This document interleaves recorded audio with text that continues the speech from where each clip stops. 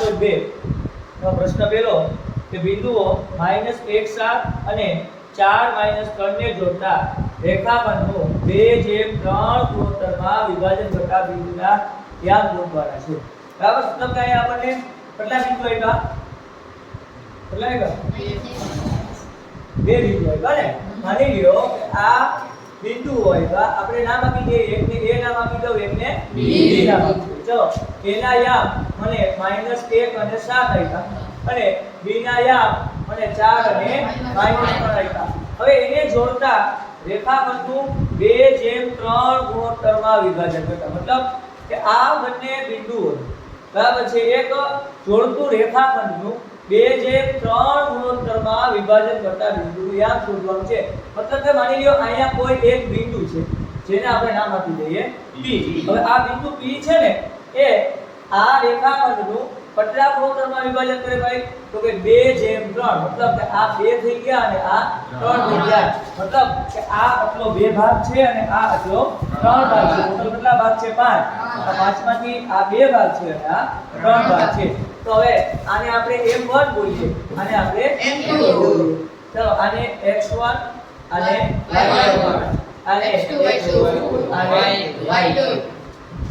Clear? ચલો હવે આપણે ગોઠવવાનું છે આ વિભાજન કરતા બિંદુનું યામ ગોઠવવાનું છે. તો સૂત્ર આવશે વિભાજન બિંદુના યામનું સૂત્ર એટલે કે વિભાજન બિંદુ P ના યામ નું તો સૂત્ર શું આવે? m1 x2 m2 x1 અને ત્યારબાદ m1 y2 m2 y1 ચલો ક્લિયર? હવે બસ આપણે શું કરવાનું છે ભાઈ? તો કે આમાં કિંમત મેળવવાની. ચલો m1 કેટલા આપ્યા આપણને? m1 2 આપ્યા. ચલો x2 કેટલા આપ્યા? 4. આ બે વચ્ચે સંબંધ હંમેશા માટે ગુણાકારનો હોય, m1 અને x2. તો આ 4 ને આપણે બ્રેકેટમાં લઈ લીધા. ચલો વત્તાના વત્તા. ચલો m2 કેટલા આપ્યા? 3. હવે x1 કેટલા આપ્યા? માઈનસ 2. ચલો છેદમાં m1 કેટલા આપ્યા? 2 અને m2 કેટલા આપ્યા? 3. તો આ આપણને x આપ્યો. હવે એ રીતે આપણે આ y1 તો m1 કેટલા આપ્યા આપણને? 2. હાલો y2 કેટલા આપ્યા? માઈનસ વત્તા ના વત્તા. ચલો m2 કેટલા આપ્યા? 3.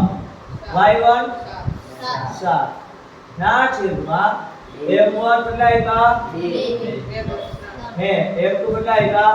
3. બસ હવે તો કે બધાનું આપણે સાદું રૂપ આપવાનું ગઈ.